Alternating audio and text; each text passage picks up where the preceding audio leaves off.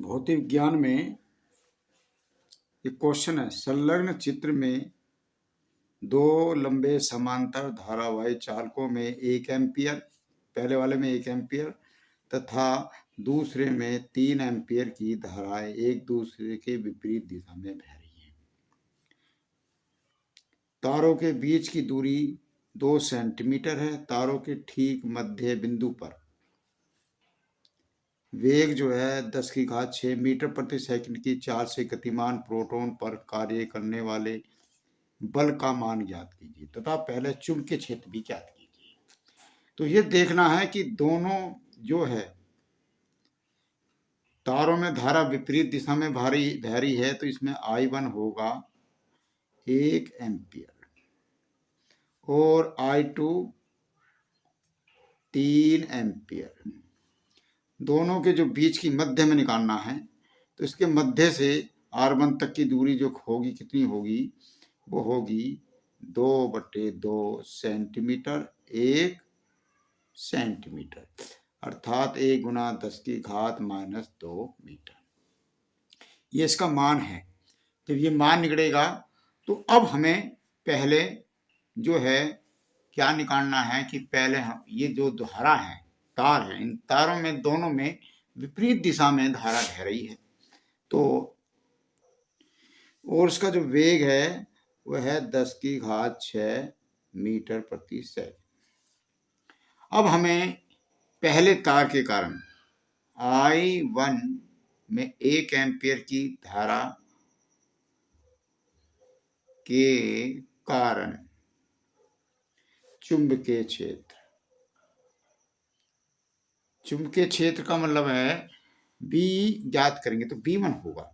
तो B1 बराबर μ0 2 पाई I1/R, ये वाला सूत्र इसमें लगेगा। तो यहाँ पर सबसे पहले μ0 2 पाई, इसका मान जो होगा 2 × 10⁻⁷ है। अब इसमें मान रखना शुरू करेंगे। B1 इसका हो जाएगा 2 × 10⁻⁷। I1 1 है और R दे दी 1 × 10⁻²। अब B1 का जो मान आ जाएगा, यहाँ पर B1 2 × 10⁻⁷, और ये ऊपर चल जाएगा प्लस का 2।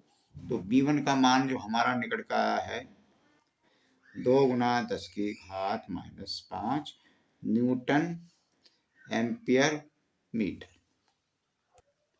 या इसको टेस्ला भी कर लेंगे। अब हमें B2 का मान I2 के कारण हमें निकाल लेंगे। तो I2 के कारण जो हम निकाल लेंगे क्या होगी, तो चुंबकीय क्षेत्र इसमें B2 हो जाएगा, वही वाला मान रखेंगे μ0 2 पाई I2/R। ये वाला सूत्र लगाएंगे। अब इस सूत्र में लगाने के बाद हम क्या करेंगे, मान रखेंगे B2 इसका मान 2 × 10⁻⁷, I2 है हमारी 3, R 1 × 10⁻²। अब करो 2 × 6 हो जाएगा, 10⁻⁷, ही ऊपर जाके प्लस का हो जाएगा, तो 6 × 10⁻⁵ टेस्ला। अब हमें क्या करना है, तो परिणामी चुंबकीय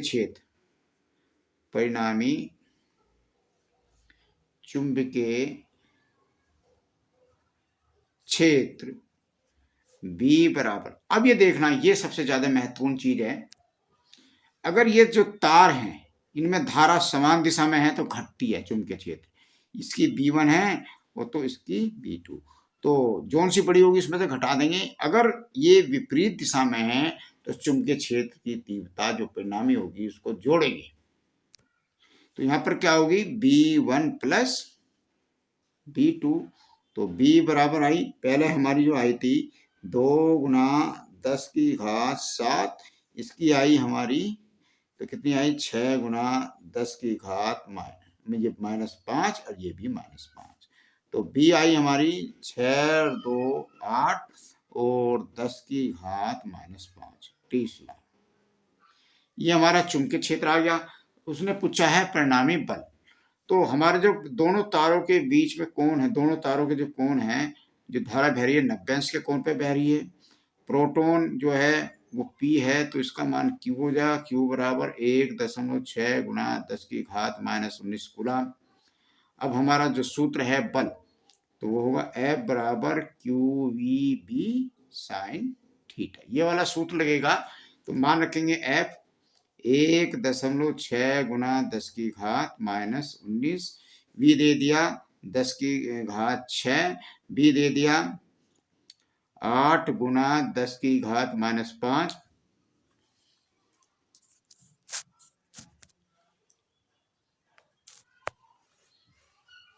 और गुणा साइन 90।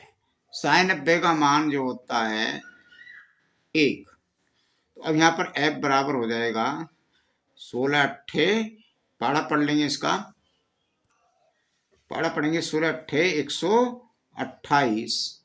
अब ये देखो एक स्थान बाद तो दशमलव यहाँ आ गया, 10 की घात -19 प्लस 6 और -5, ये हो जाएगा। तो अब फिर चलेंगे तो F बराबर कितना होगा 12.8 गुना 10 की कितना होगा माइनस के 19, 5, 24 और प्लस के 6।